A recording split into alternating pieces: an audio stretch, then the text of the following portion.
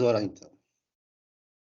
Senhor nosso Deus e nosso querido eterno Pai, te pedimos, ó Pai, que tudo que seja falado, explicado, seja para a tua honra e para a tua glória e para o nosso aprendizado. Abençoe nosso professor Brenner, Pai, dá a sabedoria dos altos céus para ele e nos abençoa também, Pai, que nós possamos compreender tudo que for trazido pelo nosso professor. Abençoe aqueles que provavelmente possam entrar no decorrer da aula, que eles também sejam abençoados pelo estudo, pelas explicações e por tudo que seja falado. Perdoa os nossos pecados, é por isso que oramos agradecidos, em nome de Jesus. Amém. Amém. Amém. A Josi entrou. Boa noite, Josi. Boa noite. Tudo Entrou? certinho? Tudo certinho, graças a Deus, e por aí? Eu tô bem. Eu preciso pedir desculpa, viu, Brenner? Por quê? Porque eu fui assistir tua aula depois, né? Porque aconteceu alguma coisa aqui, eu acho que eu fui fazer alguma coisa com a Belinha, não lembro. E na hora que eu Certo. voltei, aí, na verdade, eu fui assistir tua aula, né? Na hora que eu fui assistir de novo, aí você chamou.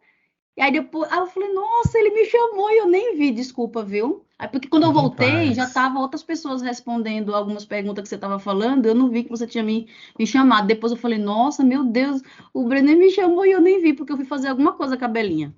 Ah, fique em paz, você responde hoje. Ai, misericórdia. Dag, boa noite. Boa noite. Alex, boa noite.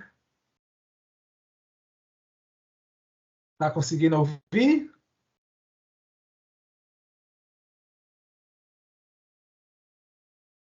Não sei. Bom, pessoal, de qualquer forma, nós já oramos.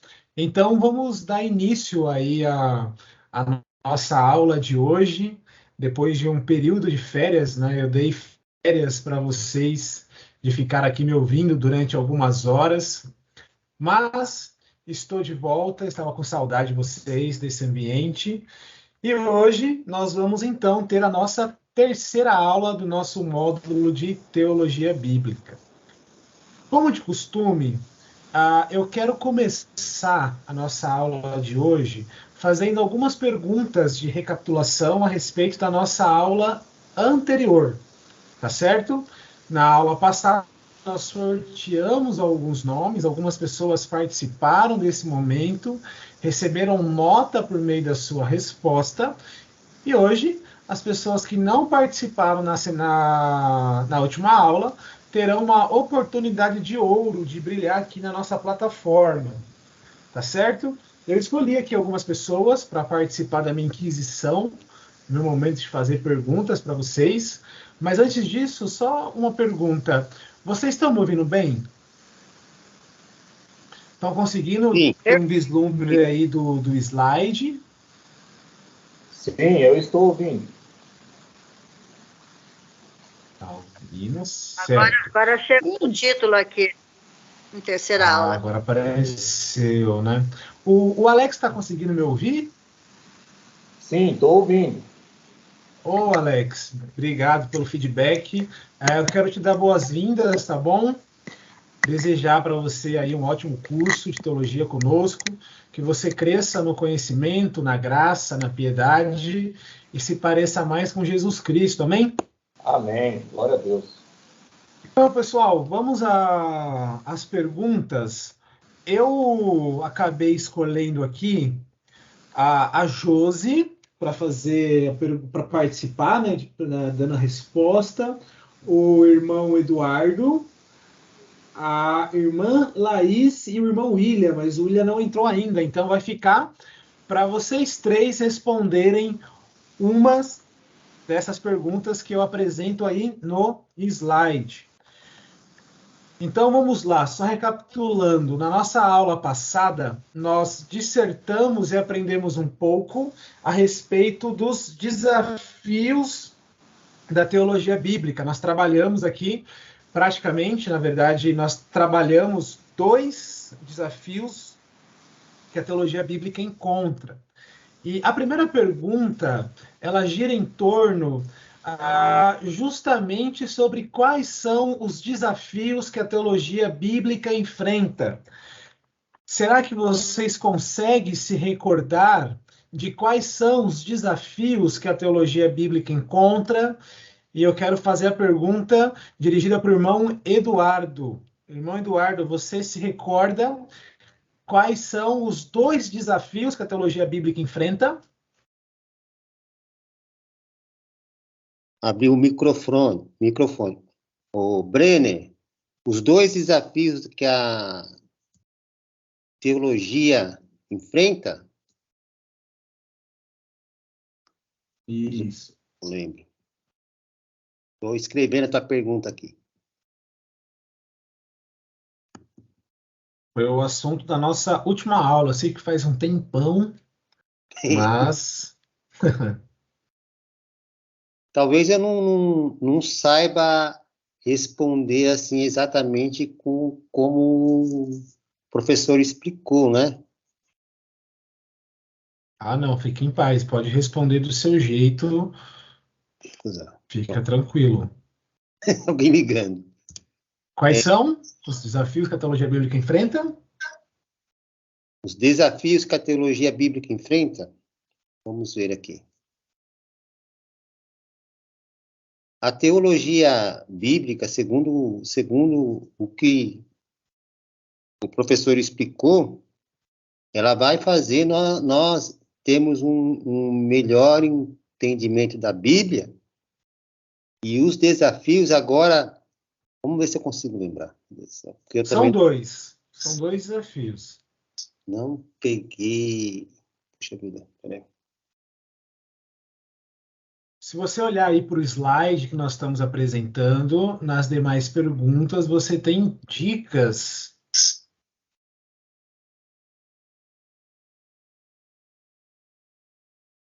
Vamos lá, 1 minuto para a resposta. Vamos ver esse. Estou colocando pressão hoje, hein, gente? O negócio hoje vai estralar aqui.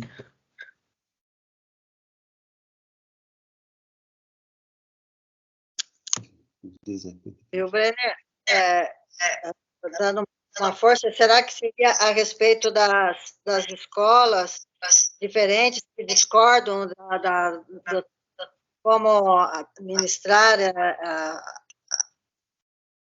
a teologia? Seriam escolas de diferentes opiniões? Seria escolas principais? Não. São os obstáculos que a teologia bíblica enfrenta para alcançar os seus objetivos. Quem pode ajudar? Me lembra. Oi, Luiz? Não estou conseguindo localizar muito bem a segunda, mas o primeiro desafio eu anotei, né? Que a teologia bíblica enfrenta o limite do cânon das escrituras. Esse é o primeiro desafio, né? Agora, o segundo, eu não estou entendendo aqui o que eu escrevi muito bem, se era sobre as alianças ou a definição do cânon. Perfeito, a Laís respondeu a primeira. Está correto. Tá? O primeiro desafio, pessoal, que a teologia bíblica ela encontra, na verdade, só para recapitular e também já inserir o Alex aqui em nossa reflexão, no curso da nossa aula, nós definimos que teologia bíblica não trata apenas de uma teologia que é baseada nas escrituras, mas a teologia bíblica, na verdade, ela é uma metodologia ou uma forma de se fazer teologia que se preocupa em entender qual é o fio condutor que unifica a história da redenção ou que unifica todo o ensino das Escrituras. E nós estamos trabalhando com a ideia de que o fio condutor que unifica toda a mensagem da Bíblia é Jesus Cristo.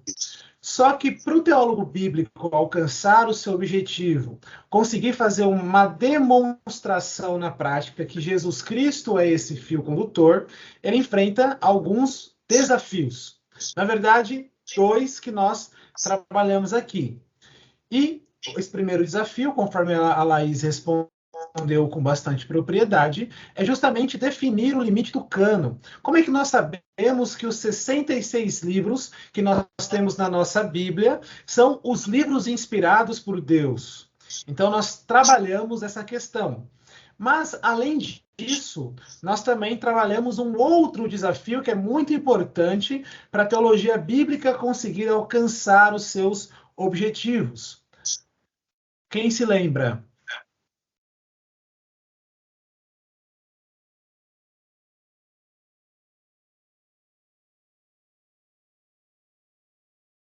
Bom, eu vou ajudar vocês. Brenner, Oi. Brenner, é algo sobre o aliancismo e dispensacionalismo?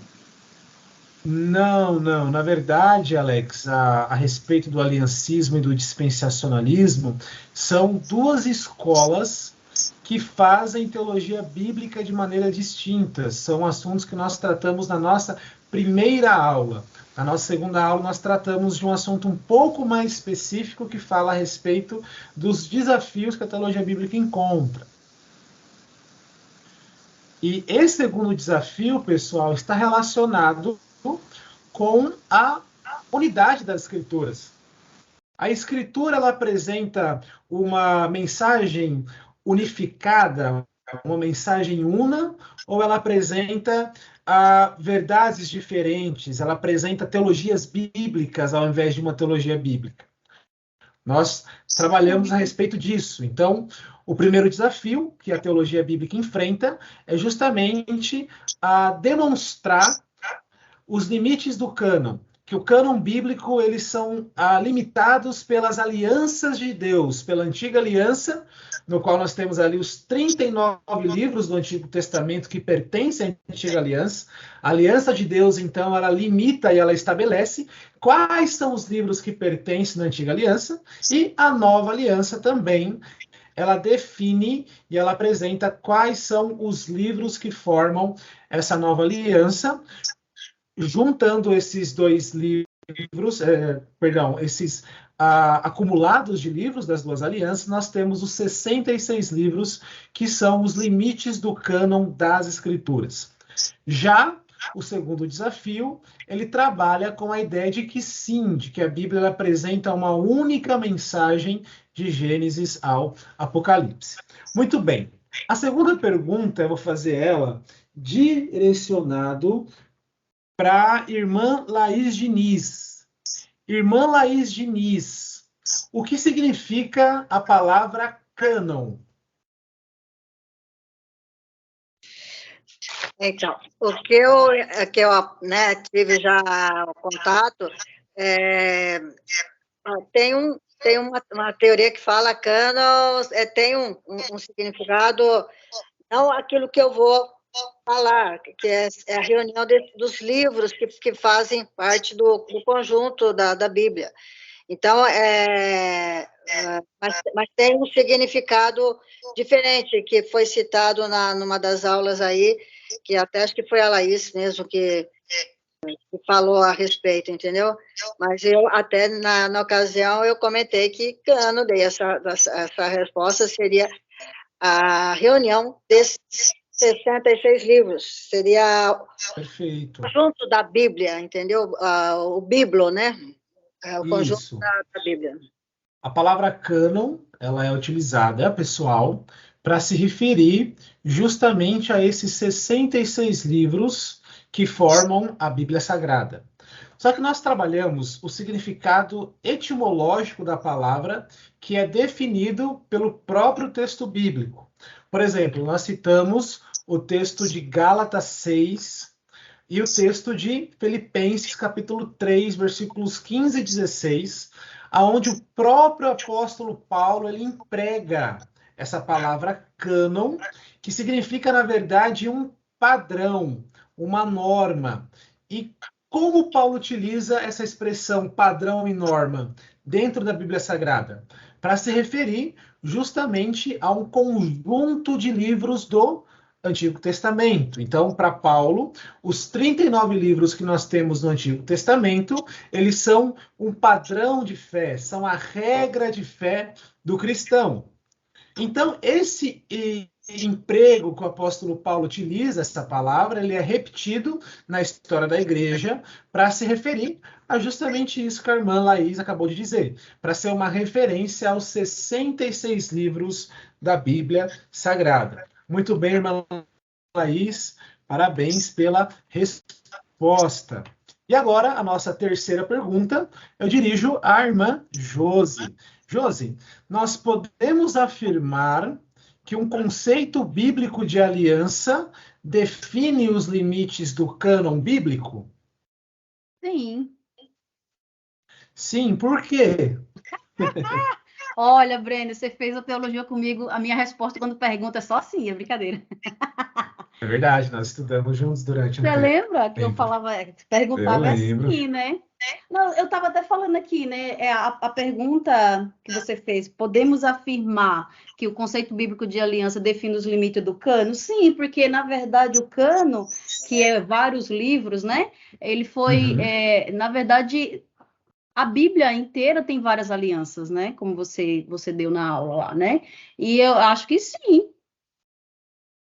Sim, sua resposta está correta. Sim, na verdade, como nós podemos saber, pessoal, que os 66 livros que nós temos na Bíblia são de fato os livros inspirados por Deus?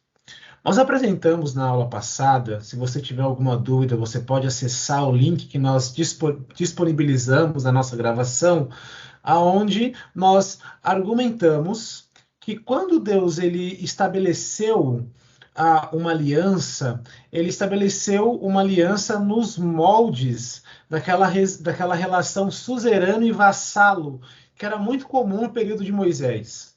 E essa relação de suzerano e vassalo, quando essa aliança era firmada, os termos da aliança era passado entre as partes. Então, quando Deus estabeleceu a sua aliança com a nação de Israel, Deus ele entregou os documentos legais que demonstram as estipulações da aliança.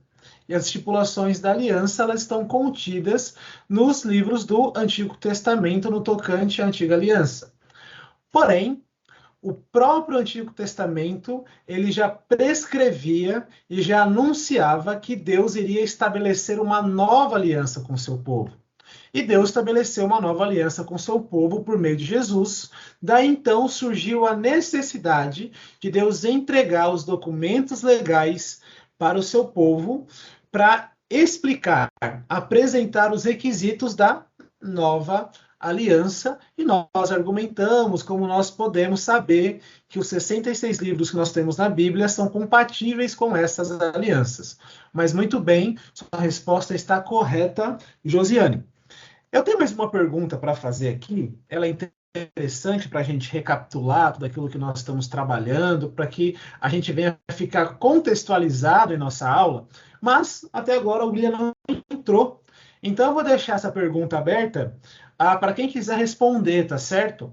E a quarta pergunta é o seguinte: podemos dizer que a Bíblia, composta por 66 livros, escrito por mais de 40 autores, ensina uma mensagem única? Quem pode responder? Sim. Sim. Sim, ela ensina. O fundamento principal seria Jesus, né? Jesus seria o ator principal, como foi mencionado nas suas aulas, né? E eu até coloquei aqui, Breno, o que você colocou, né? Que escreveram o único assunto que é Deus salvando pecadores por meio de Cristo, né? Exatamente.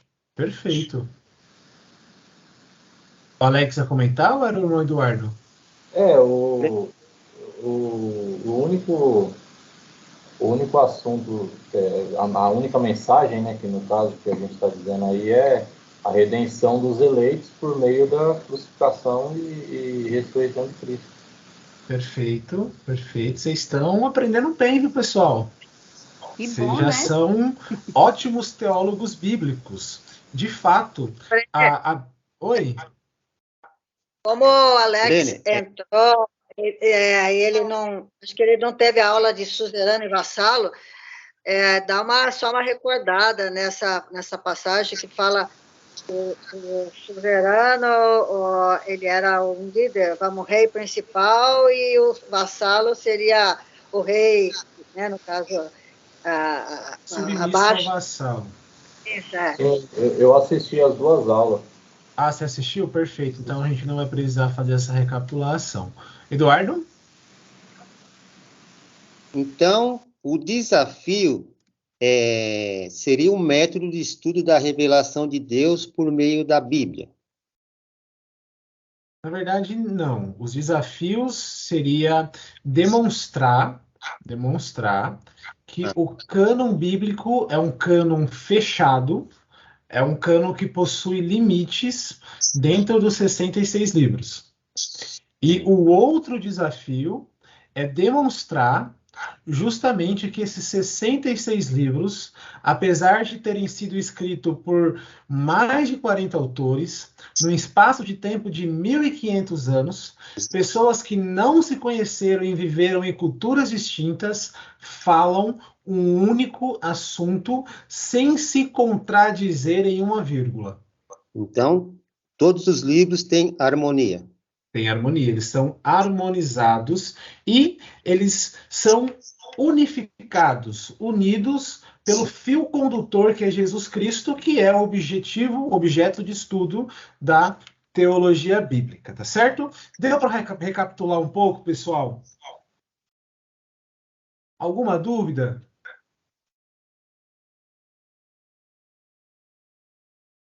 Eu creio que, para mim, não, seria mais sempre dar uma recapitulada, né? Porque ó, é um assunto a gente precisa sempre rever, né? Certo. Então, pessoal, vamos entrar na nossa aula de hoje. Nossa aula de hoje,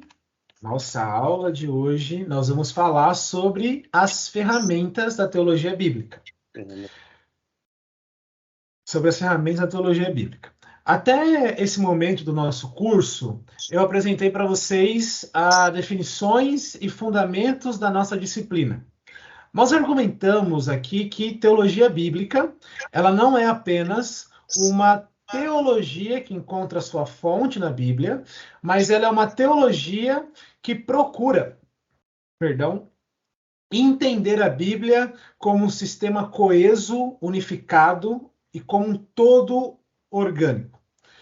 Nós também dizemos aqui, pessoal, que a Bíblia ela não é uma mera coleção de livros que foram selecionados e escolhidos de forma arbitrária para fazerem parte de um ambiente religioso ou para fundamentar uma religião qualquer. Não.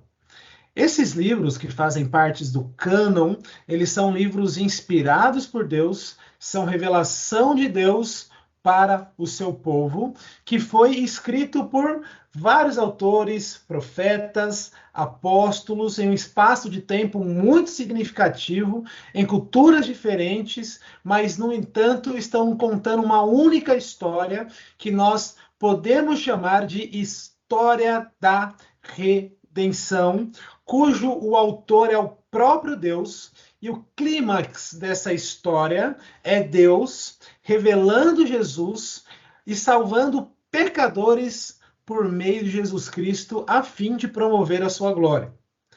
Essa história, meus irmãos, apesar de parecer um tanto quanto teórica, ela é extremamente prática, uma vez que ela engloba as realidades humildes que definem cada uma de nossas vidas.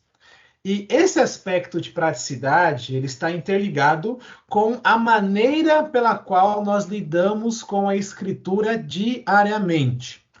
Como assim? Permita-me dar uma ilustração para vocês. Suponhamos que cada um de vocês decidiram adquirir um objeto grande, complexo, que chegou na casa de vocês montado. E vocês precisam montar esse objeto complexo. E esse objeto complexo, ele chega com um manual. E esse manual faz com que você escolha não contratar um serviço de montagem por parte da empresa que te vendeu o produto. Até porque você tem um manual e seguindo os passo a passo do manual, hoje em dia nós conseguimos montar qualquer coisa. Todavia, se você não conseguir montar esse objeto complexo que você comprou utilizando o manual, você pode recorrer a uma ferramenta muito útil chamada internet, YouTube. Você vai encontrar tutorial de qualquer coisa e vai ter ali uma pessoa que vai te ajudar a montar esse produto complexo.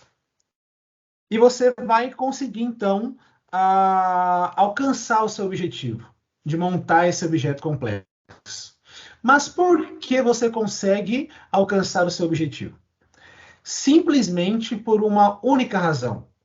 Você consegue entender o que o autor, o criador do manual, quis comunicar com você, que é o público-alvo dele. Ou, em outros casos, você assiste o tutorial no YouTube e você consegue também entender o que a pessoa que fez o tutorial está querendo dizer e comunicar com você.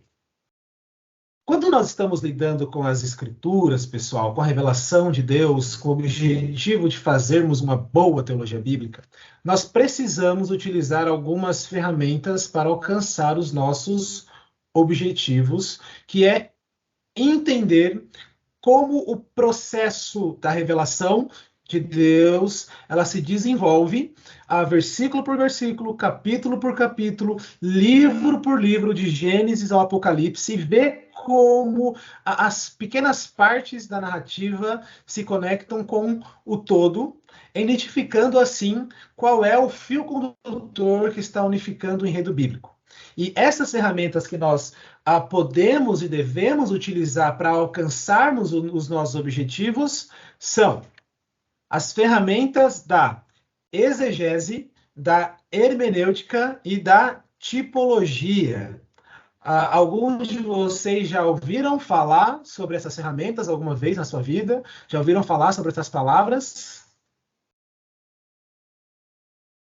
Já sim, mas nunca consegui identificar muito o sentido de cada uma, entendeu? Tipologia, eu acredito que eu nunca ouvi, Brenner. Tipologia, Laís nunca ouviu. Eu Alguém também, mais já ouviu? Eu nunca vi. Tipologia nunca ouviu. A Josi também. Tá certo. Apesar dessa... Oi, desculpa. Esses três termos já são conhecidos.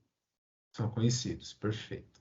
Apesar, pessoal, dessas palavras ser um pouco rebuscada em seu sentido, em seu significado, eu costumo falar para as pessoas que essas palavras, elas são palavrinhas mágicas da teologia que nos ajuda a abrir muitas portas para termos uma boa compreensão da Bíblia. Como todos sabem, existem uma vasta diversidade de interpretações sobre o que as escrituras ensinam. Dentro mesmo do cristianismo, existem diversas tradições, seitas, heresias que nasceram por meio de leituras bíblicas. E a partir dessas leituras bíblicas que determinados grupos religiosos fizeram, houve criações de ideias sobre qual seria a mensagem central que Deus está comunicando com o seu povo por meio da sua revelação. Por exemplo, dentro do cristianismo, nós podemos encontrar pelo menos 7 tradições que são predominantes, que influenciaram e continuam influenciando muitas pessoas até os dias de hoje. Nós poderíamos falar aqui a respeito da tradição católica apostólica romana. Creio que dentre nós, todo mundo conhece alguém que seja católico apostólico romano, e nós sabemos que eles não são muito dados, né, à leitura bíblica, à interpretação da Bíblia, mas a tradição católica romana, ela tem uma forma, uma metodologia de ler a Bíblia e captar qual é a mensagem central da palavra de Deus. Nós também podemos identificar a tradição católica apostólica ortodoxa, carismática, a tradição protestante luterana, a tradição protestante reformada, que engloba aí as igrejas reformadas, anglicana, presbiteriana, congregacional e batista, que também possuem uma forma exclusiva de ler a Bíblia, a tradição protestante não reformada das igrejas metodistas, batistas gerais, alguns anglicanos, e também a tradição evangélica pentecostal e neopentecostal, que também tem uma forma de ler a palavra de Deus e procurar captar qual é a mensagem central da palavra de Deus. Apesar de existirem alguns documentos, pessoal, que em grande parte essas grandes tradições concordem, por exemplo, o credo apostólico, né? Existe também uma diferença muito significativa entre elas em relação à maneira pela qual nós devemos interpretar a Bíblia.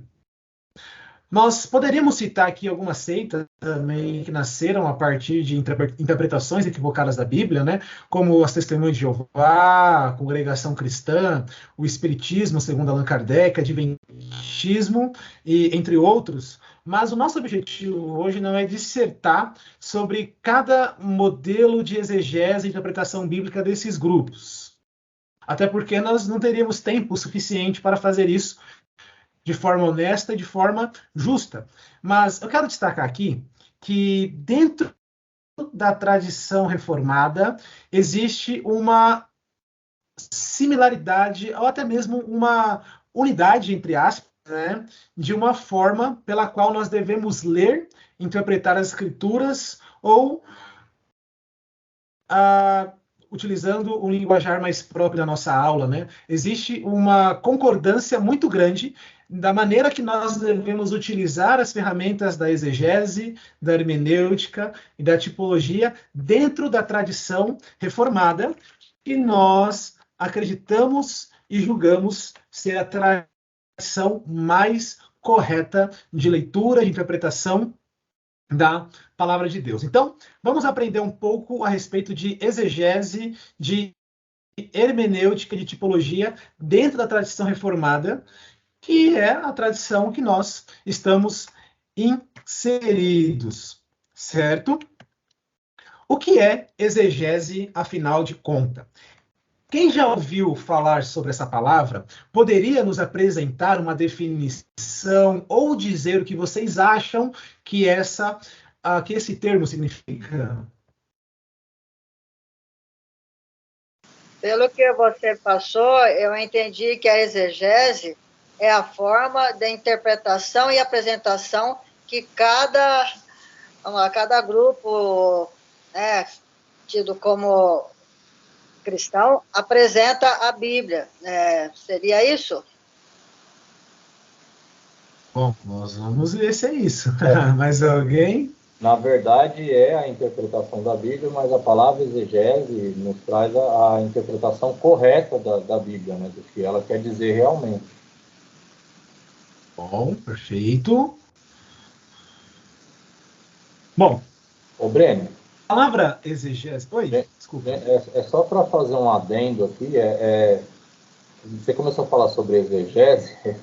Eu já estudei muito a Bíblia, tá? Eu já fiz outro curso de teologia. Li muitos livros. Li muitos livros. Tenho mais de 300 livros em casa, mas os meus livros é tudo Benihim e Max Lucado.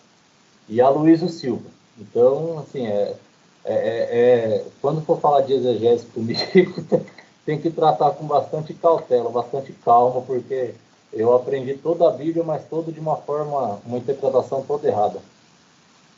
Certo. Aloysio Silva, o Aloysio Silva, ele foi muito presente na minha vida. Ele chegou a me influenciar durante muitos anos da minha vida, até porque, Alex, nós compartilhamos uma raiz assim religiosa em comum, né? Nós dois éramos da Água Viva, inserido ali no contexto de ensino da Igreja Videira, e nós estamos aqui para aprender juntos, tá certo? Creio que a palavra de Deus ela tem esse poder de nos transformar, e com a atuação do Espírito Santo nós seremos transformados, vamos ter uma compreensão preciosa da palavra de Deus. É por isso que nós estamos aqui nesse curso, né, para aprender uns com os outros, e tenha certeza que você vai aprender muito, vai ser muito edificado aí nesse processo de reaprendizagem da palavra de Deus, tá certo? Então, pessoal, o que é exegese? Bom, a palavra exegese, ela é uma palavra de origem grega, né? Exegesis, que significa levar para fora ou extrair os fatos de um texto.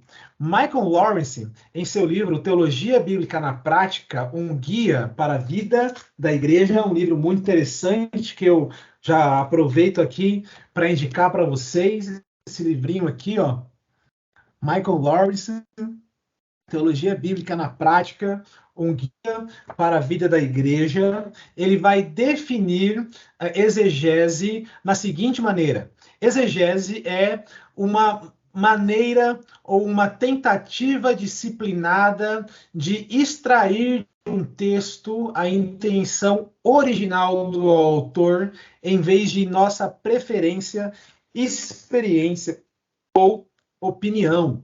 O que Michael Lawrence está querendo dizer com isso? Ele está querendo dizer, pessoal, que fazer exegese não é uma tarefa fácil. Fazer exegese requer disciplina, paciência, né? Nós devemos labutar sobre um texto e tentar de todas as formas, com todas as forças, entender o que um autor original de um texto quis comunicar com seus primeiros leitores. Basicamente, é isso que é exegese e é isso que a exegese faz. Eu percebi que nós aqui trabalhamos uma definição de exegese como ela sendo uma disciplina, uma ferramenta exclusiva de cristãos, de teólogos, mas não, tá? A exegese, na verdade, ela é uma ferramenta linguística de interpretação para diversas áreas da vida. É muito comum você ver técnicas e metodologias de exegese aplicado ao campo jurídico, ao campo da literatura, a interpretação de obras clássicas, mas, a via de regra, exegese significa justamente isso. Nós vamos ler um texto, tá? E nós vamos procurar extrair os fatos do texto, procurando com todas as nossas forças tentar entender o que determinado autor quis dizer em suas palavras, comunicando com o seu público-alvo. Tá certo? Jerônimo, não a hamburgueria, tá certo? Mas o Jerônimo, pai da igreja, do final do século IV, ele diz algo muito interessante sobre o ofício do exegeta. Ele vai dizer, o ofício do exegeta ou do comentarista bíblico é estabelecer não o que ele próprio prefere, mas o que o autor de determinado livro bíblico quer dizer, em Cartas para Pamáquio 17. Então, pessoal, quando nós estamos lidando com texto bíblico, com o propósito de fazer uma boa teologia bíblica, de alcançar os nossos objetivos a ponto de vencermos os desafios que se colocam adiante da teologia bíblica, nós devemos fazer uso da exegese. Nós devemos olhar para a Escritura, para um determinado texto bíblico e procurar com todas as nossas forças identificar, entender o que determinado autor bíblico quis comunicar com o seu público original. E eu quero dizer uma coisa para vocês, que em nossa primeira aula nós aprendemos que toda e qualquer pessoa no mundo que fale sobre Deus, ela fala sobre Deus com base na revelação geral de Deus. Portanto, todas as pessoas do mundo são teólogos. Esse mesmo fato, ele é aplicável para a exegese. Então, eu estou querendo dizer com isso que todo ser humano é um exegeta por natureza. A questão que está em jogo é se nós somos bons exegetas ou não. Por exemplo, quem aqui hoje leu alguma notícia de jornal, internet, ou leu alguma coisa? Quem? Tem. A gente está aí de encontro com todas as notícias do momento, né? E você tocou num assunto importante. Você vai transmitir, quem vai receber é que vai fazer a análise daquilo que você vai transmitir. Então, ele pode interpretar de forma errônea, entendeu? Então, isso às vezes entra em conflito. A pessoa vai passar uma informação. Se você, na fé, não entender que é aquilo que está vindo né, não é a opinião da pessoa que tá passando, mas sim aquilo que ele está trazendo da palavra de Deus, vamos lá citar na questão da Bíblia. Então, você tem que aceitar de coração aquilo. A partir do momento que você recebe aquela informação e você dilui ela no seu olhar, aí você acaba, às vezes, errando a opinião que traz aquela... Por isso que tem muito conflito entre o ser humano, exatamente porque um fala uma coisa, o outro entende errado. Isso acontece até dentro dos lares, entendeu? Sim. Então, vamos melhorar um pouco a pergunta. Quem aqui hoje recebeu uma mensagem de WhatsApp de alguém? Todo mundo, né? Hoje em dia, a nossa vida, ela funciona por base do WhatsApp, né? Nós vivemos trocando mensagens com as pessoas. Eduardo? Até os ateus exercitam teologia. Sim. Quando eles estão falando e quando eles estão especulando sobre Deus, por exemplo, é muito comum você ouvir um ateu falar: mas se Deus é bom, por que existe mal no mundo? Ele está especulando a respeito de Deus, dizendo que Deus, supostamente, na opinião dele, é bom, né? E porque Deus é bom, não deveria existir mal no mundo. Ele está fazendo uma teologia com base na revelação geral. Geral. Uhum. Tá certo? Então, pessoal, vocês receberam a mensagem no WhatsApp no dia de hoje, sim ou não? Sim. Não é possível que alguém não receba uma mensagem no WhatsApp no dia de hoje, né? Meu WhatsApp mesmo aqui tá vibrando até agora. Mas quando nós recebemos uma mensagem de alguém, qual é a nossa atitude em relação à mensagem? É lê-la e procurar entender o que o autor da mensagem quis comunicar comigo. Sim ou não? Se você fez isso hoje, parabéns para você. Você fez exegese. Agora, vamos melhorar nossa pergunta. Quantos de vocês leram a Bíblia hoje? Eu li. Quando vocês leram a Bíblia, vocês só leram a Bíblia por ler, ou vocês procuraram entender o que determinada passagem significa? Ler e procurar entender. Se você procurou entender, você então praticou um exercício de exegese. Só que a questão que nós vamos trabalhar hoje, de maneira bem panorâmica, introdutória, é que nós precisamos fazer uma boa exegese para conseguirmos entender perfeitamente as Escrituras, e isso muda tudo. Se nós estamos querendo, pessoal, sermos bons teólogos bíblicos, nós vamos precisar ser bons exegetas. E um bom exegeta reformado, ele faz uso de um método básico de exegese que eu vou apresentar para vocês, que é o método chamado de método histórico gramatical. Você que está anotando aí, por favor, anote a método histórico gramatical, que é a metodologia que a tradição reformada, seja nos presbiterianos, nos reformados, nos anglicanos, nos batistas, nos congregacionais, todos esses grupos reformados, eles utilizam essa metodologia chamada de método histórico gramatical, que é uma metodologia de exegese que foca totalmente em tentar entender o que o autor original de determinado texto ele quis dizer aos seus leitores principais. E como funciona esse método, meus irmãos? Em primeiro lugar, nós precisamos ter muito bem definido em nossa mente a natureza do texto que nós estamos lidando.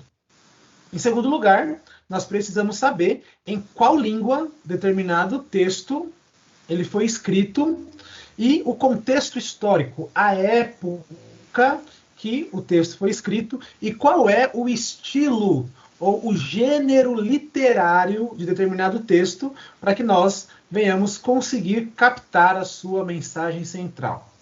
Esses pontos, que são básicos e basilares, nos ajuda a fugir de uma interpretação rasteira das Escrituras. Vamos pensar nas Escrituras, que é o nosso foco. Qual é a natureza da Bíblia?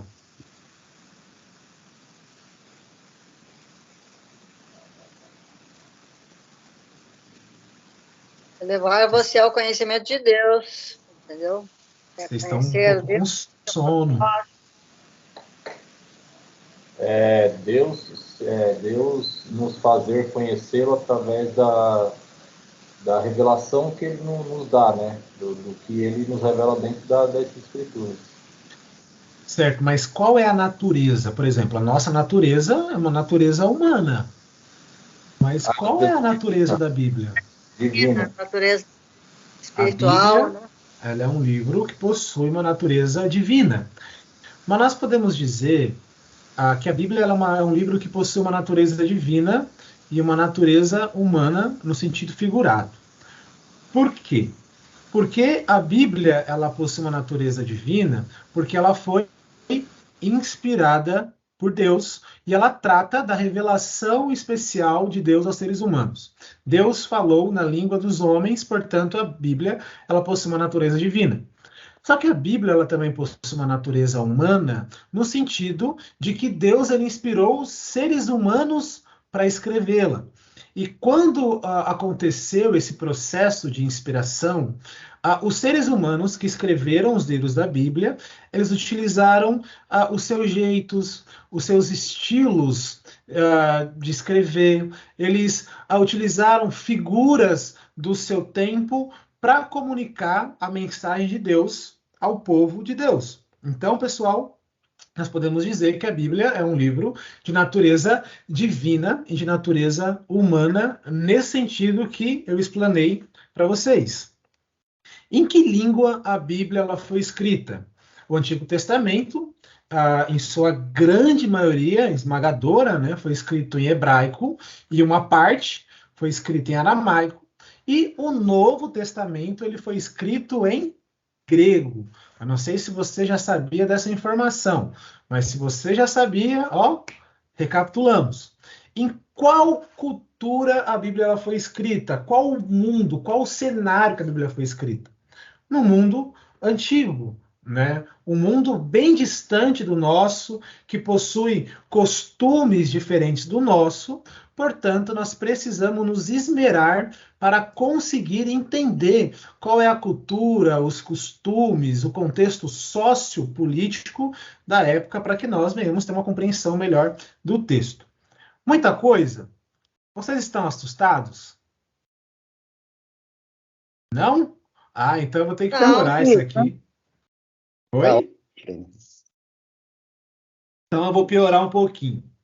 Nesse livrinho aqui, pessoal, na capinha roxa, a teologia bíblica, como a igreja ensina o evangelho com fidelidade, que, aliás, é o livro que vocês precisam fazer o trabalho que eu joguei os capítulos escaneados no grupo para você escolher um capítulo e fazer uma resenha para apresentar aqui para os seus amigos de classe. Então, esse livrinho aqui, logo, logo você estará lendo alguns capítulos dele. Mas é um livro muito interessante. Por quê? Porque os autores, eles nos trazem algumas lentes que são imprescindíveis para realizarmos uma boa exegese.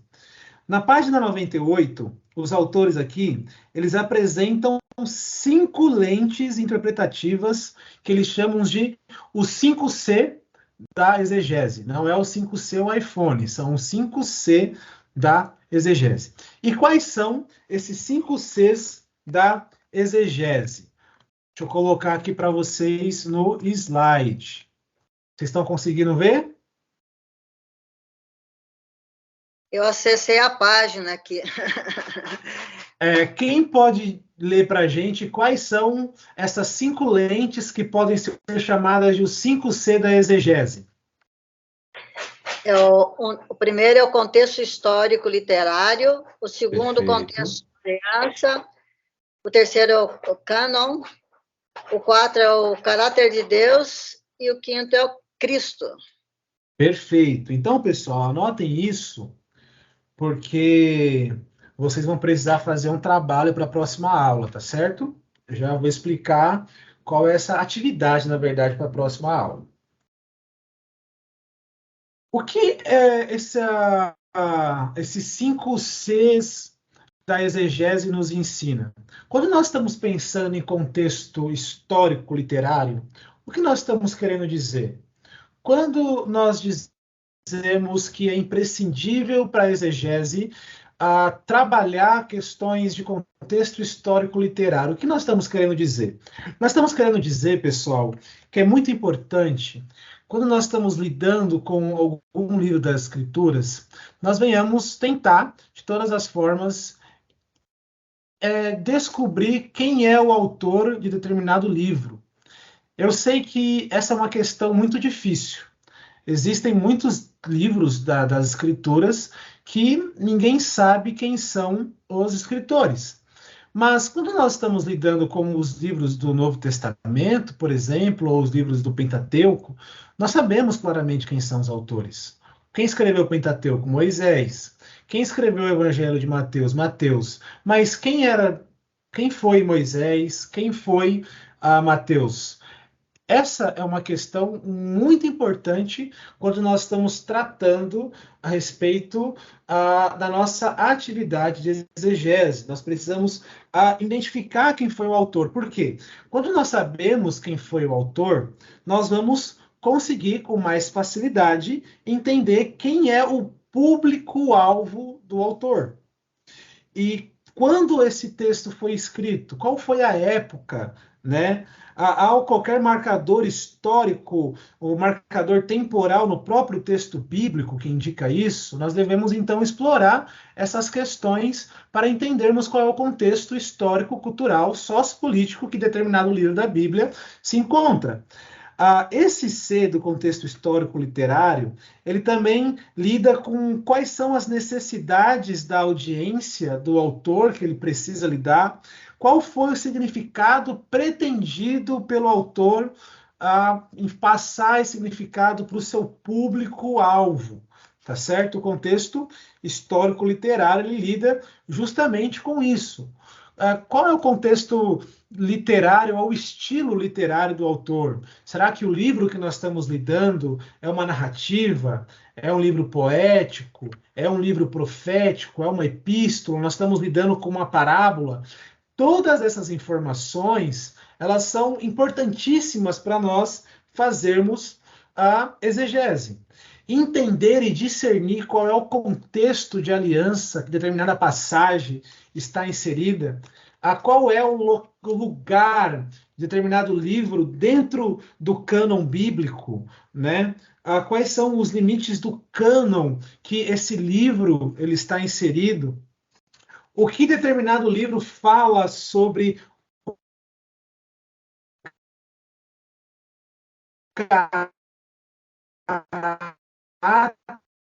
de Deus. É por isso que ele nos ajuda a fazermos uma boa exegese. Mas vamos entender isso na prática. Tá? Estou falando aqui muita teoria, talvez fique um pouco difícil, mas vamos explorar isso na prática. Eu quero que você abra a sua Bíblia no livro de Eclesiastes.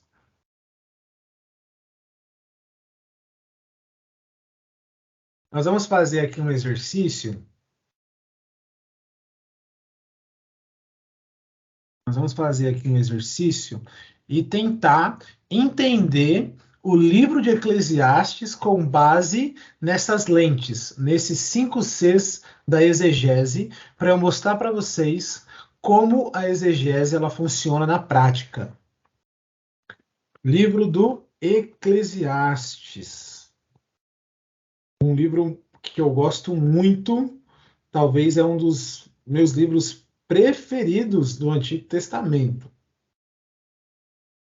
Vou deixar vocês com uma pulga atrás da orelha. Vamos lá, pessoal. Qual é o contexto histórico literário do livro de Eclesiastes. Então, nós precisamos começar a nossa leitura aqui perguntando quem é o autor ou escritor do Eclesiastes. Quem é, pessoal, o escritor ou autor de Eclesiastes? Quem ousa dizer aí? É Salomão, né? Salomão. Salomão, falou Uma com idade muita convicção, né? Eduardo, Salomão também. Quem mais? Salomão também. Salomão. E aí, Dag, você concorda? Dag não concorda. A Dag foi minha aluna do Antigo Testamento. Vamos lá. Salomão ou não Salomão? Quando nós lemos aqui o primeiro versículo do texto, capítulo 1, versículo 1, o texto diz assim: palavras do sábio, filho de Davi, rei em Jerusalém. O texto, em nenhum momento, ele usa algum nome para se referir ao seu escritor. Muito pelo contrário, ele usa um pseudônimo dizendo que ele é o pregador, né? Palavras do pregador, filho de Davi, rei de Israel. Então, nós devemos olhar aqui para o texto e fazer algumas perguntas. Salomão, ele era filho de Davi? Sim, Salomão, ele era um filho de Davi. Salomão, ele foi rei em Israel? Foi. Foi rei em Israel. Então, a nossa primeira impressão a lidar com esse texto é concluir que Salomão, ele é o escritor do livro do Eclesiastes. A segunda pergunta que nós devemos fazer aqui, então, é quando esse livro ele foi escrito. Se vocês estão corretos e Salomão for o autor do livro do Eclesiastes, esse livro ele deve ter sido escrito por volta do ano 930 a.C. Mas, e se na verdade não foi Salomão que escreveu esse livro? Se esse livro ele possui um outro autor ou autores, esse livro ele pode ter sido escrito por volta do ano 586 a.C. E, na verdade, a ideia de que Salomão é o escritor desse livro não é uma ideia que goza de unanimidade entre os cristãos, principalmente entre os eruditos do Antigo Testamento. Mas vamos melhorar aqui as nossas perguntas. Quando nós utilizamos ou lemos nas Escrituras essa expressão filho de Davi, o que essa expressão realmente significa dentro do cânon bíblico? Quando, por exemplo, os evangelista Mateus, ele vai dizer que Jesus ele é o filho de Davi. Mateus está querendo dizer diretamente que Jesus é um filho direto de Davi? Não. Não. A descendência. Você vê a parte... A linhagem, né? A linhagem, perfeitamente. São, então, possibilidades de significado que esse texto nos apresenta. O escritor aqui, ele pode não ser um filho direto de Davi, mas um descendente de Davi. E, na verdade, pessoal, essa expressão filho de Davi, quando nós analisamos o contexto literário dos livros do Antigo Testamento, nós vamos concluir de que essa expressão ela começou a ser utilizada dentro do cânon bíblico anos depois de Salomão. Então, essa expressão filho de Davi é uma expressão estranha para o período de Salomão. Logo aqui, nós vemos que a ideia de que Salomão é o autor desse livro começa a perder a sua força. Veja que nós estamos explorando algumas coisas que estão dentro dessa lente do contexto histórico, literário, cultural, sociopolítico do livro. Quando eu perguntei para vocês quem era o autor do livro, nós, de pronto, dizemos que Salomão é o autor do livro, com base no versículo 1, de uma leitura direta e rápida. Possivelmente nós temos essa impressão.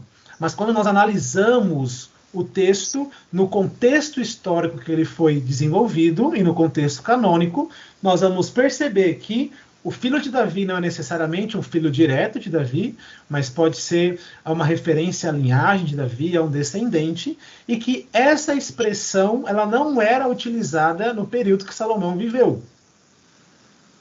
Uma outra coisa, vamos avançar um pouco aqui e vamos para o versículo 12. Quem pode ler o versículo 12 para nós, do capítulo 1 do livro de Eclesiastes?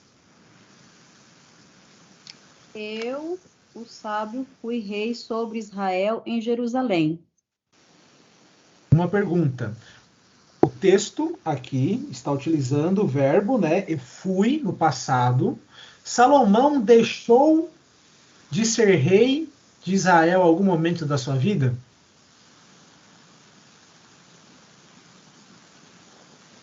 Quando morreu. Sim, acho que não morreu, né? Quando morreu, mas a ideia que nós encontramos aqui é em vida. Ele está dizendo, eu, o pregador, fui rei sobre Israel em Jerusalém. Ele não poderia ter escrito né? Eu fui, né? Eu fui rei vaidoso? sobre Israel em Jerusalém. Isso, eu fui. Só que quando nós lemos a história de Salomão, tanto no livro dos reis, quanto no livro das crônicas, nós temos a informação clara, a informação direta, de que Salomão, ele nunca deixou de ser rei em Israel, a não ser quando ele morreu. Então, essa descrição aqui, essa autodeclaração de um dos escritores, eu, o pregador, fui rei em Israel. Ele deixou de ser rei em Israel em algum momento da sua vida. Então, logo, não pode ser uma referência a Salomão. Breno, Oi? E essa parte do sábio, né? Palavra do sábio. Palavras do sábio ou palavras do pregador. Né? a minha, Do Kohelet. eu acho que a minha Bíblia está com alguma heresia aqui, cara. Como é que está na sua Bíblia? Na minha está, eu, o pregador, venho sendo rei de Israel em Jerusalém. É uma tradução, né? Mas o termo aqui, o verbo na língua original, no hebraico, ele está no passado mesmo. Então, uma interpretação, uma tradução mais correta desse texto é eu fui rei sobre Israel. Se você pegar uma versão da Bíblia hebraica em português, você vai encontrar justamente essa mesma expressão. Eu pregador, fui sendo sábio em Israel, mas tem algumas traduções de Bíblias que traz essa ideia, eu venho sendo rei em Israel, mas a ideia do texto é que ele foi, né? Ele deixou de ser em algum momento, tá certo? É uma tradução melhor. Melhor trocar de Bíblia, né? Pode utilizar uma versão NVI, que é uma tradução muito boa. Essa aqui é a nova atualizada. Atualizada. Tá. Quem pode ler para a gente o versículo 16, então, para a gente melhorar a nossa argumentação aqui?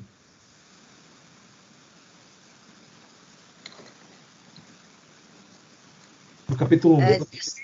Eu disse a mim mesmo, eu me tornei importante e superei em sabedoria todos os que governaram em Jerusalém antes de mim.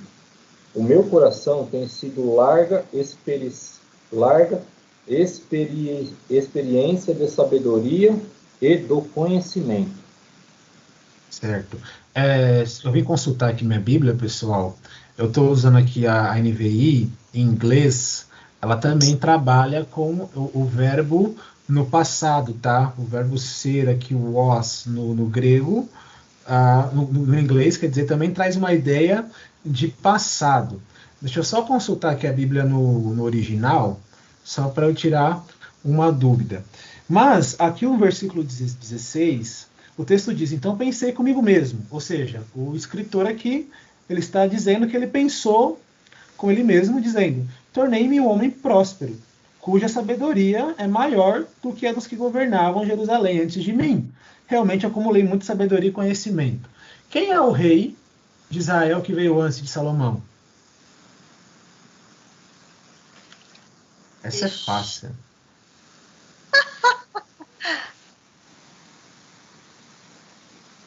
Davi. Davi era o que de Salomão? Papai. Papai. Um homem sábio. Vamos pressupor que uma pessoa sábia é uma pessoa humilde. Você já acha que Salomão diria com convicção, aos brados, com orgulho, que ele superou o pai dele no governo de Israel? Eu acho que em sabedoria, o Davi era mais guerreiro. Salomão. Não, a pergunta não foi essa. A pergunta foi se é prudente uma pessoa que é sábia, que logo é uma pessoa humilde, venha declarar que ele é um rei superior ao seu pai, o principal rei de Israel. Não. Não. Né? Não é uma atitude sábia. Então, nós temos aqui pelo menos 3 versículos somente nesse capítulo 1, que vai contra a possibilidade de Salomão ter sido o escritor desse livro. Porque existe uma tradição muito forte que afirma categoricamente, essa tradição foi passada para nós, né, de que Salomão é o autor de Eclesiastes. Quando estava acontecendo o processo de reconhecimento dos livros sagrados, pessoal, dos livros canônicos, os judeus enfrentaram um grande dilema. Esse livro, Eclesiastes, ele foi preservado pela comunidade judaica e ele foi colocado sobre uma avaliação para saber se esse livro era inspirado ou não por Deus. Então, em Jâmia, houve a discussão para saber se esse livro ele era um dos livros que poderiam sujar, era um livro que sujava as mãos por ser um livro sagrado. E a dúvida repousava sobre os judeus justamente a como eles iriam canonizar um livro que foi escrito por um homem idólatra, por um homem que se corrompeu ali com as suas mulheres, né? Teve mais de 1000 mulheres, fez coisas que a Escritura condenava. Como é que pode um livro desse ter sido preservado por Deus? E como pode um livro desse fazer parte dos livros que sujam as mãos? Daí, então, veio toda uma teorização por parte dos judeus, dizendo, bom, Salomão, então, só pode ter escrito esse livro no momento da sua velhice, onde ele havia se arrependido dos seus pecados. Então ele está escrevendo as palavras de um idoso que olha para o passado, reconhece que ele foi uma pessoa vaidosa, a vida não teve sentido nenhum. Então ele começou a escrever Eclesiastes. Essa é uma explicação e uma possível justificação de que Salomão é o autor do Eclesiastes. Vendo assim, parece uma teoria muito plausível, né? Muito convincente. Só que quando nós olhamos a biografia, a vida de Salomão, descrita em Reis, por exemplo, nós vamos ver que Salomão nunca se arrependeu dos seus pecados de idolatria. O texto bíblico diz que Salomão ele morreu em seus pecados. Então, essa proposta de justificação de que Salomão é o escritor de Eclesiastes, ela não... Por exemplo, quando nós olhamos para os temas que esse livro trata, os temas que esse livro trabalha, nós vamos ver que o livro fala muito de sofrimento, fala de muita injustiça que as pessoas estavam sofrendo, de opressões provocadas pelos ímpios contra o rei, governantes que estavam infringindo o sofrimento ao povo. Eu pergunto, algum desses assuntos se enquadra no período do reinado de Salomão, período no qual a nação de Israel desfrutou da maior bonança e de paz no governo? Não. São assuntos que não estavam em voga no período do governo de Salomão. Então, nós devemos concluir aqui que é um autor desconhecido que escreveu esse livro. Ou melhor, autores. Eu entendo, pessoal, e essa é uma posição muito defendida por um homem chamado Reynon Diller, e Trump Longman III, e também E.C. Jung e outros eruditos, né? A própria Bíblia de Estudo de Genebra também corrobora com essa ideia. O meu professor de Antigo Testamento, um grande erudito do Antigo Testamento, o André Galvão, ou André Soares, né?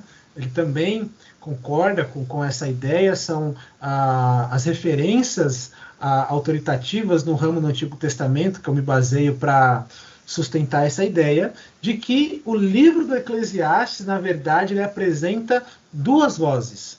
Existem duas vozes falando no livro do Eclesiastes. Como assim, Brenner, duas vozes? Se você analisar o versículo 1 até o versículo 11, você vai perceber que esse trecho da palavra de Deus apresenta a introdução do livro. É como se uma voz estivesse fazendo um prólogo aqui, estivesse introduzindo o pensamento do pregador. A partir do versículo 12, vocês vão perceber que existe uma mudança de voz. O versículo 1 começa dizendo: palavras do pregador, filho de Davi, rei de Israel. O texto não diz minhas palavras, pregador, filho de Davi, rei de Israel. Então, o texto do versículo 1 ao versículo 11 está sendo narrado em terceira pessoa. Quando nós vamos para o versículo 12, nós encontramos uma mudança de voz. O texto ele começa a ser narrado agora em primeira pessoa. Então, nós temos uma voz que fala do versículo 1 até o versículo 11, que introduz o tema do livro, tá? E nós encontramos, a partir do versículo 12 do capítulo 1, uma outra voz que vai discursar, que vai apresentar aqui o discurso, as palavras do pregador, as palavras do sábio, do versículo 12 do capítulo 1, e que se estende até o capítulo 12, versículo 8 do capítulo 12. Essa segunda voz, ela fala, então, do versículo 12 do capítulo 1 até o versículo 8 do capítulo 12. Quando nós vamos para o versículo 9 do capítulo 12, nós encontramos uma retomada daquela fala que apresentou o livro de forma introdutória. E a partir do versículo 9 até o versículo 14, olha só o que diz o texto. Além de ser mestre, o sábio também ensinou conhecimento ao povo. Refletiu, examinou e organizou muitos provérbios. O sábio procurou achar palavras agradáveis e escreveu com propriedade discursos plenos de verdade. As palavras do sábio são como aguilhões. Não são as palavras dele, são as palavras do sábio. Percebam que, a partir do versículo 9, então, nós retomamos para a narrativa em terceira pessoa. As palavras do sábio são como aguilhões. As palavras reunidas dos mestres, dadas por um único pastor, são como pregos bem fixados. Versículo 12. Além disso, meu filho, nós encontramos aqui, então, o público-alvo que esse livro é direcionado. E a expressão filho aqui, meus irmãos, no versículo 12, pode se referir a um filho biológico, mas quase sempre ela se refere a um discípulo. Tá certo? Então, a pessoa que introduziu o livro e que agora está concluindo o livro, ele direcionou esse livro para um discípulo seu. Ele diz: além disso, meu discípulo, atenção, produzir muitos livros é algo que não tem fim, e estudar demais deixa o povo esgotado. Agora que já disse tudo, aqui está a conclusão.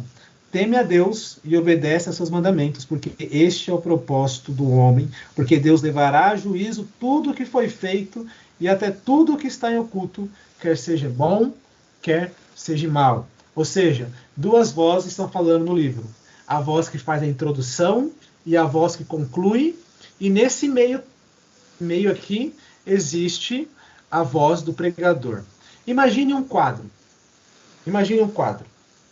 Um quadro bonito que foi pintado por um artista muito famoso. Esse quadro ele é colocado em uma moldura. Essa voz que faz a introdução do livro e que depois faz a conclusão serve como uma moldura para o livro do Eclesiastes.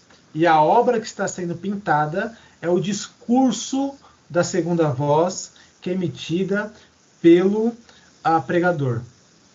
Muito do conteúdo, pessoal, que nós encontramos aqui no livro do Eclesiastes, ele parece ser não tão harmonioso assim com algumas outras partes das Escrituras. Quando nós lemos o livro do Eclesiastes, a minha esposa ela até brinca aqui em casa, ela fala assim, quando eu estou triste, quando eu estou cabisbaixo, né? Eu sou uma pessoa bem emotiva, então eu fico bem deprimido às vezes. Ela diz, você está lendo o livro do Eclesiastes, né? Porque quando você lê o livro do Eclesiastes, você fica reprimido, você fica dizendo que nada tem sentido. Mas, na verdade, o propósito, o conteúdo central do livro do Eclesiastes se encontra no último capítulo, conforme nós lemos. No versículo 12, nós encontramos, do versículo 12 adiante, até o versículo 13, 14, nós encontramos o assunto principal, a mensagem central do livro do Eclesiastes, que é: escrever muito livro cansa, estudar muito não tem propósito. O propósito da vida é que você tema ao Senhor, que você tema ao Senhor. Mas vamos avançar aqui, que eu acho que eu me empolguei um pouco, sobre qual aliança o livro de Eclesiastes foi escrito. Sobre a antiga aliança. Então, a teologia do livro do Eclesiastes, ela tem justamente essa pegada, tá certo? Essa pegada de enfatizar que nós devemos temer a Deus, obedecer os requisitos da sua aliança para recebermos ali as bênçãos do Senhor. Então, o contexto de aliança que o Eclesiastes está inserido, que é a segunda lente, é justamente o contexto da antiga aliança. E, por exemplo, esse livro ele faz parte do cânon bíblico? Se ele não fizesse, qual o sentido esse livro teria? Essa é uma pergunta muito interessante. Vamos pensar na possibilidade de que no processo de canonização do livro das Escrituras, o livro do Eclesiastes ele fosse perdido. E a nossa Bíblia hoje, ela não teria o livro do Eclesiastes. É uma hipótese, tá bom? E milhares de anos depois, ali nas descobertas dos manuscritos do Mar Morto, na comunidade em Qumran, quando o pessoal descobriu os manuscritos, né, do Antigo Testamento, nós encontrássemos o livro de Eclesiastes. Eu pergunto para você, o ensino desse livro teria o mesmo valor que ele nos tem hoje, inserido dentro de um contexto canônico? O livro, como assim você usa, ele é um livro de conselho, ele aconselha a pessoa a ter a sua conduta na vida conforme ela não se empolgar com algumas coisas, entendeu? Na verdade, o que eu perguntei foi o seguinte: o livro de Eclesiastes ele faz parte da Bíblia Sagrada, portanto, nós encaramos esse livro como palavra de Deus, certo?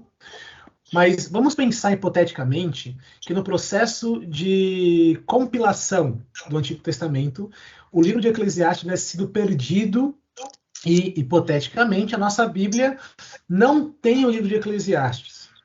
Todavia, quando os manuscritos do Mar Morto eles foram descobertos ali na comunidade Qumran, naquelas cavernas próximo do Mar Mediterrâneo, nós encontrássemos o livro do Eclesiastes junto com esse manuscrito.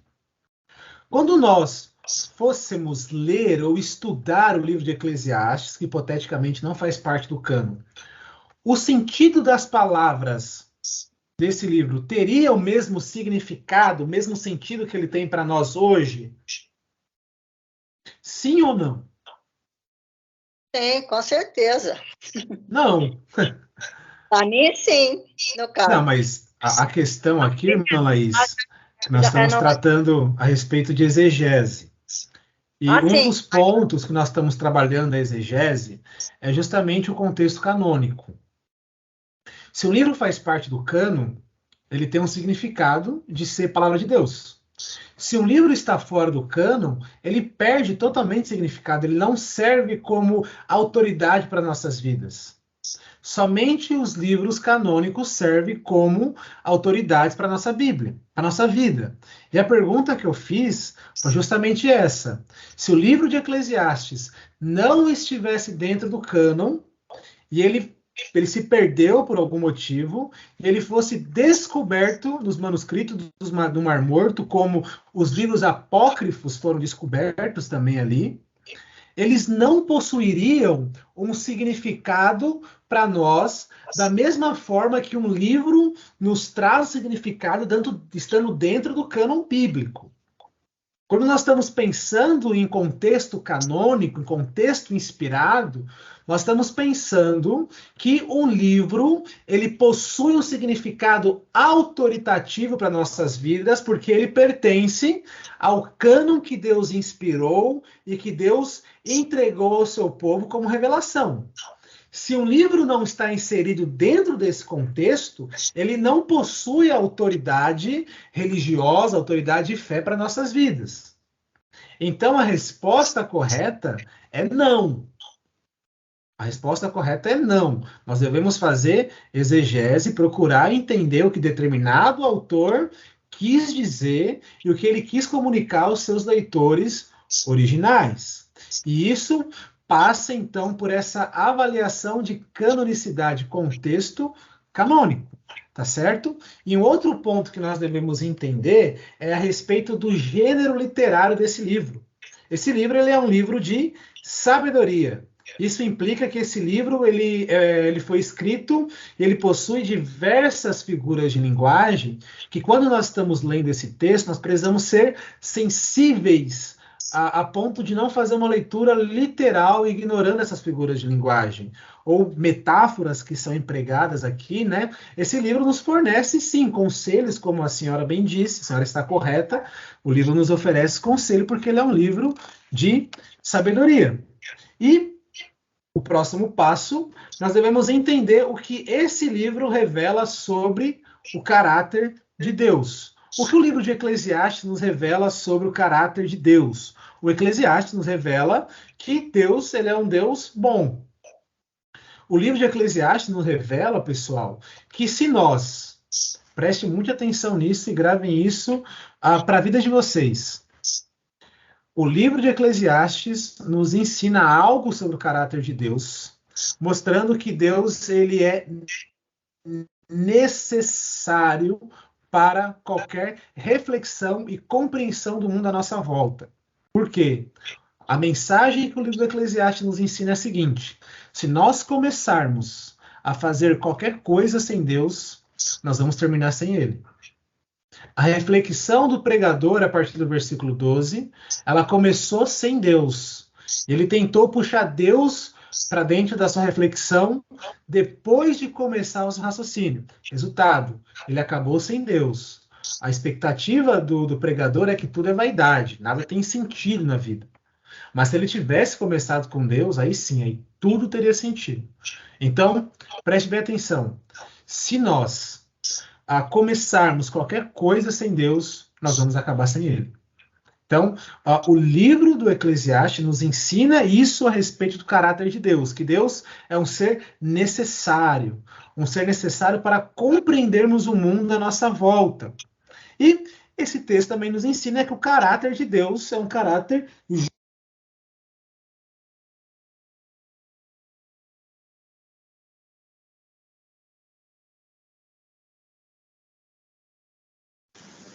Brene, seu microfone está fechado.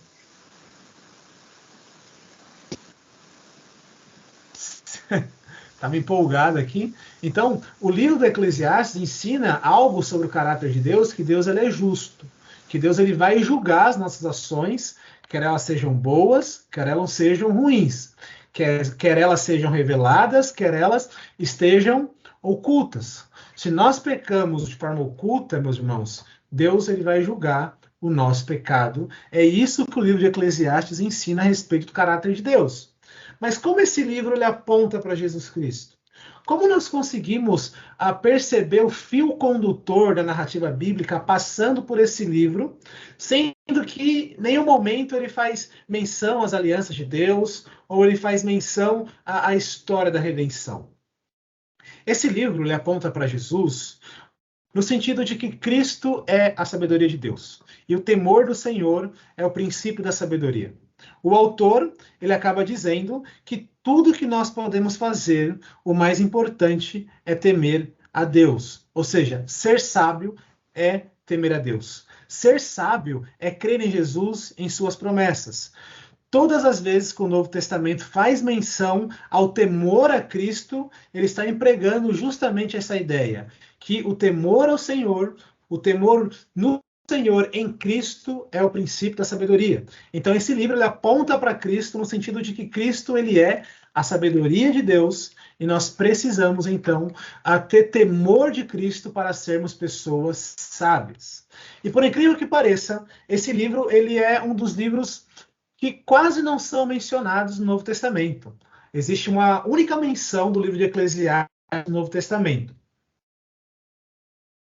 que está na Epístola de Paulo aos Romanos, no capítulo 8, quando Paulo fala de que a criação ela foi submetida à vaidade, que ela aguarda a manifestação dos filhos de Deus, que são filhos de Deus por meio da adoção.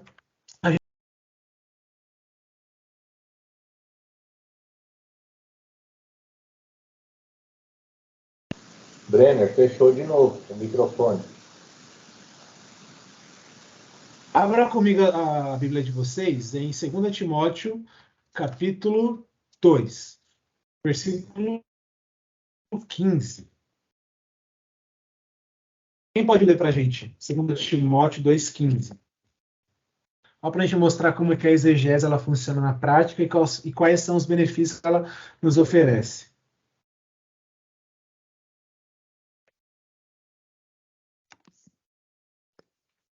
Procure apresentar-se a Deus aprovado como obreiro que não tem do que se envergonhar e que maneja corretamente a palavra da verdade. Perfeito. Vamos pensar então novamente aqui no 5C. O contexto histórico cultural aqui, né? Quem é o autor da epístola? Paulo, o apóstolo de Jesus Cristo. Ele é o escritor dessa epístola. O estilo ou o gênero literário desse escrito que nós estamos lidando, pessoal, é uma epístola, é uma carta. Sendo uma carta, ela possui, então, um remetente e um destinatário. O remetente da carta é Paulo e o destinatário da carta é Timóteo, o seu discípulo. Logo, Paulo escreveu essa carta para passar algumas instruções para Timóteo. Vamos nos lembrar que o contexto histórico que Paulo está inserido, ele está preso em Roma, muito próximo ao seu martírio. Paulo, então, ele tinha poucos dias de vida e queria passar as suas instruções para Timóteo, mostrar as preocupações que ele tem em relação ao seu discípulo e exortá-lo à firmeza e à constância no ministério. Então, nós estamos aqui diante desse texto, no qual Paulo está recomendando, orientando a Timóteo a apresentar-se aprovado diante de Deus como obreiro que não tem do que se envergonhar, que maneja bem a espada da verdade. Esse texto que Paulo escreveu ele em grego, certo? Então, nós precisamos aqui olhar para esse texto no seu bem. Essa expressão no grego, maneja bem a palavra da verdade, ele vem de uma expressão manejar bem, né? Que vem da expressão cortar reto. A expressão manejar bem no grego significa cortar reto. Mas o que tem a ver cortar reto com as escrituras? Vamos ler o texto utilizando essa tradução, né? Na verdade, o significado da palavra no grego. Procura apresentar-te aprovado diante de Deus como obreiro que não tem do que se envergonhar e corta reto a palavra da verdade. Não daria muito sentido, né? Mas se nós entendermos a palavra que Paulo utilizou aqui dentro do seu contexto,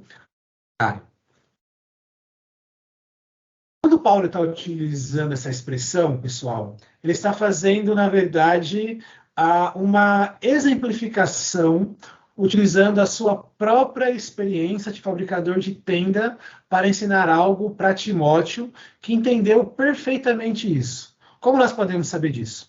O texto de Atos 18, do versículo 5, mostra Paulo se encontrando com seu discípulo, depois que eles foram separados, e Paulo foi em direção a Atenas, Paulo pregou em Atenas, depois ele foi para Corinto, e lá ele encontrou Timóteo, e ele estava fazendo tendas, que era a sua profissão. Paulo, ele era um fazedor de tendas por profissão. E um fazedor de tenda no mundo antigo, ele lidava diretamente com um tipo de material que é um pouco estranho para nós do século XXI. As tendas no tempo de Paulo eram feitas com pele de cabra. E para quem não sabe, uma cabra é um bichinho fofinho, pequenininho. E não tinha como você produzir uma tenda grande com uma cabra só. Então, o bom fazedor de tendas, ele precisava cortar muitas peles de cabra de acordo com um padrão, para que no final do seu trabalho, o produto esteja adequado para uso. Então, quando Paulo utiliza essa expressão cortar reto, ele estava utilizando uma expressão que era comum para um fazedor de tenda. Quando Paulo ele pegava ali a pele das cabritinhas, ele precisava cortar retinho. Existia um padrão que Paulo precisava cortar as peles da cabritinha, para que no final ele pudesse juntar as partes da cabra para formar, então, uma tenda. Quando Paulo está falando para Timóteo, que Timóteo precisa manejar bem a palavra de Deus, cortar reto a palavra de Deus, ele está querendo dizer o seguinte: olha, Timóteo, você deve interpretar as partes das Escrituras de maneira que elas venham se relacionar com o todo, combinando perfeitamente, harmoniosamente, umas partes com a outra. Se você não manejar bem, se você não cortar reto as palavras das Escrituras, como eu corto a pele da cabra para fazer uma tenda, você não vai conseguir ser um obreiro aprovado, portanto, você não vai conseguir se apresentar diante de Deus aprovado, como um obreiro que manuseia bem a espada da verdade.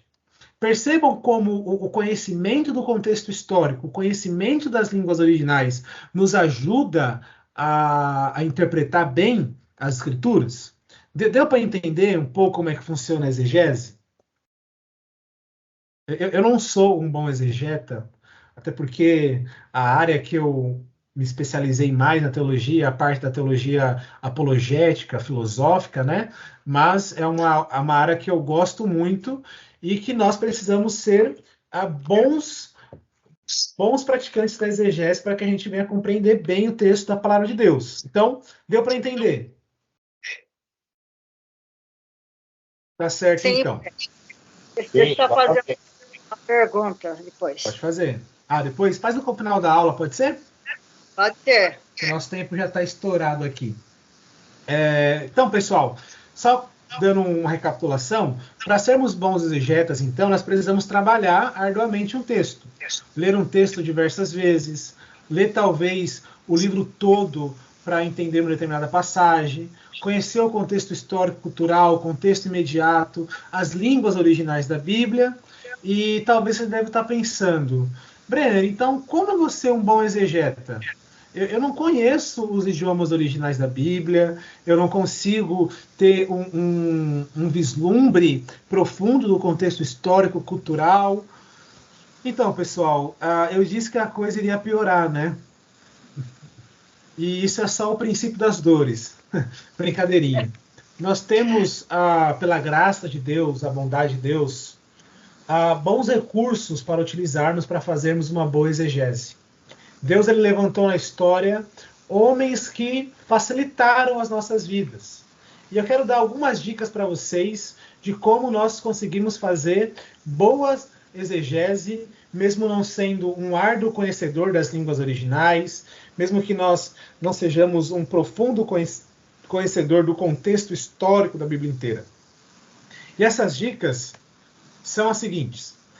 Tenham boas traduções da Bíblia e sempre procure ler uma passagem bíblica em diferentes traduções. Tenha, por exemplo, uma versão de tradução da NAA, uma NVI, uma revista corrigida, e quando você for ler algum texto bíblico, procure ler essas em 3 versões diferentes e compare o que as traduções estão dizendo a respeito de determinada passagem. Isso vai ajudar você a ter uma visão mais ampla do que determinado texto da palavra de Deus está querendo dizer. Tenha boas bíblias de estudo, tá? Umas boas bíblias de estudo nós temos em português, em AA de estudo, uma excelente bíblia de estudo, uma das melhores em português, se não a melhor. A Bíblia de Genebra é uma bíblia muito boa para a gente estudar ali e entender qual é o contexto histórico dos livros. A Bíblia de Fé Reformada, que publicada recentemente pela Editora Fiel. A Bíblia de Estudo de John MacArthur, uma ótima Bíblia que nós podemos utilizar para fazer boa exegese. Tenha boas introduções a Bíblias, tanto do Antigo quanto do Novo Testamento. Isso vai nos ajudar a entender melhor o contexto histórico, sociopolítico, literário, decifrar, entender quais são os gêneros literários de determinados livros da Bíblia. Tenha bons comentários bíblicos das editoras Cultura Cristã, Fiel, Vida Nova, Editora Shed, Editora PES, possuem bons comentários bíblicos que nós podemos fazer uso para entender determinadas passagens, né? Isso ajudará você a fazer uma boa exegese. E para colocarmos uma cereja do bolo, nós temos uma lição de casa para nossa próxima aula. Eu quero, pessoal, que vocês escolham um texto bíblico. Anotem aí, para a próxima aula, uma atividade. Vocês vão escolher um texto bíblico da sua preferência e vocês vão fazer uma exegese desse texto que você escolheu, utilizando o método histórico, método histórico-gramatical, tá? Aplicando essas 5 lentes que nós aprendemos, dos 5 Cs. Eu vou mandar esse material da nossa aula hoje no grupo, você pode consultar, e na próxima aula, que já é na próxima terça-feira, vocês vão me enviar por e-mail a exegese que vocês vão fazer de um texto bíblico, tá certo? Alguma dúvida sobre a atividade?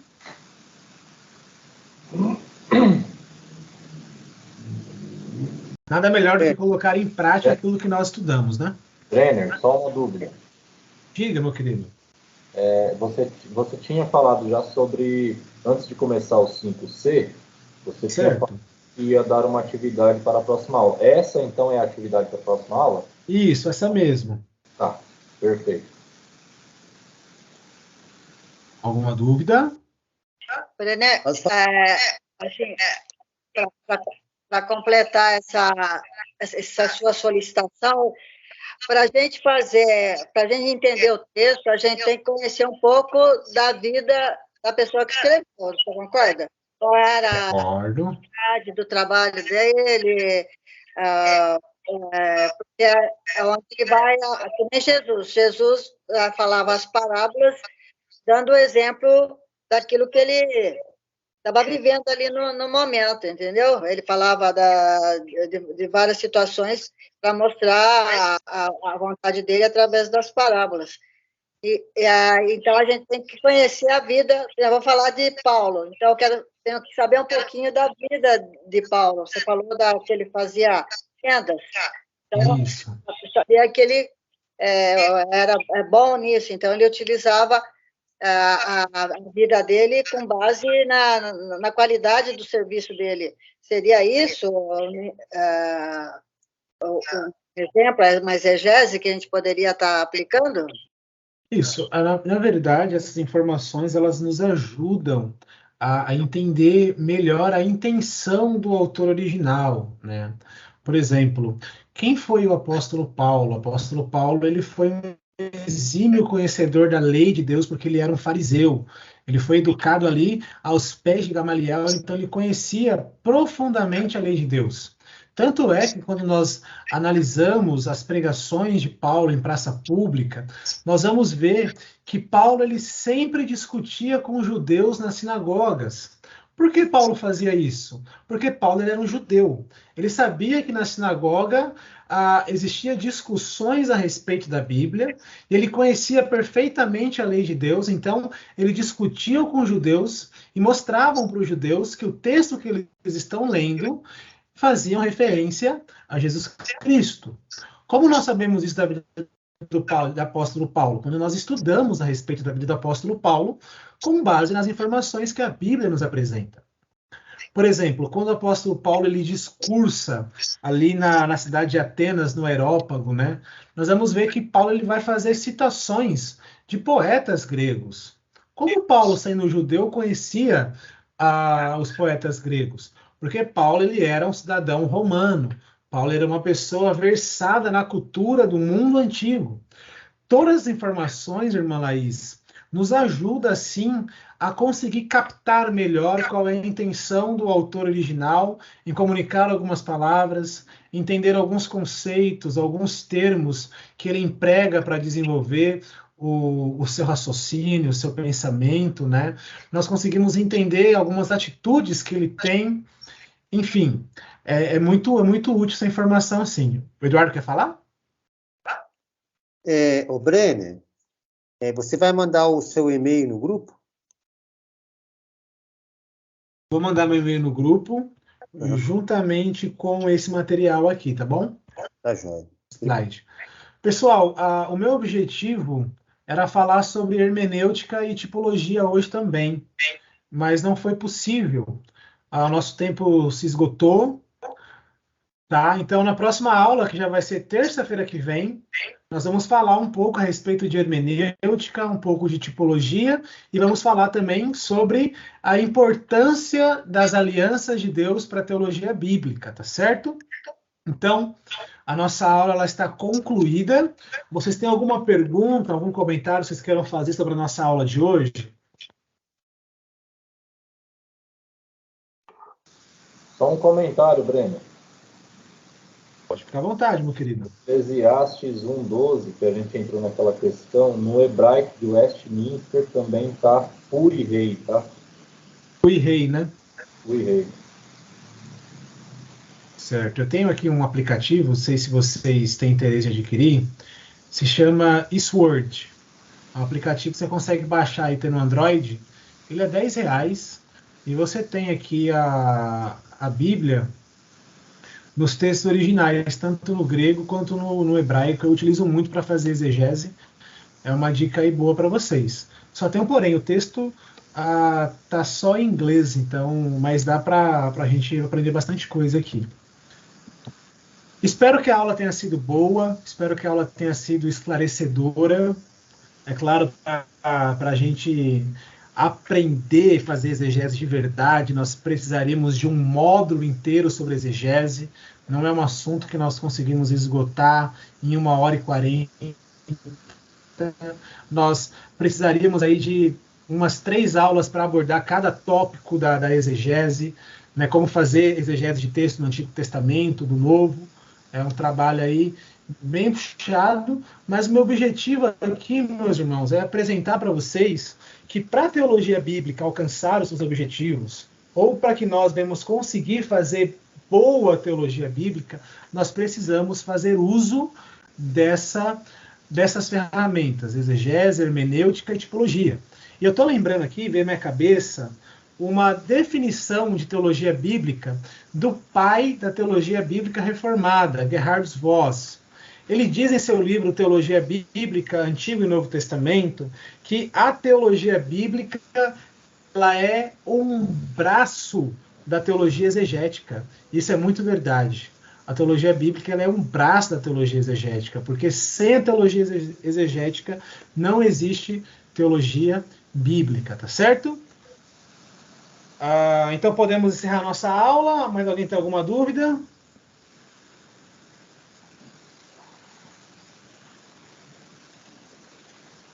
A Dag deu ok, sem dúvidas.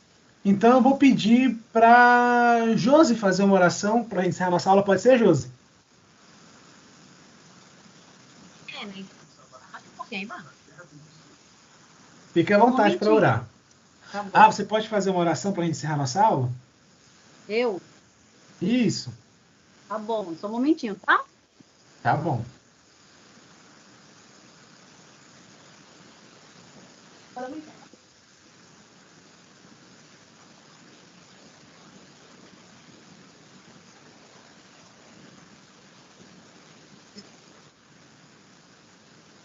Porque o marido é palmeirense, né? Ele tá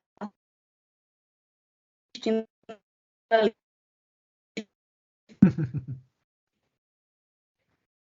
Vem fechar a porta aqui. Quando quiser, tá? Breno, tá me ouvindo? Tô ouvindo. Quando quiser orar, fica à vontade. Tá me ouvindo? Tô ouvindo. Então tá bom, tá me ouvindo? Sim. A porta aqui do quarto.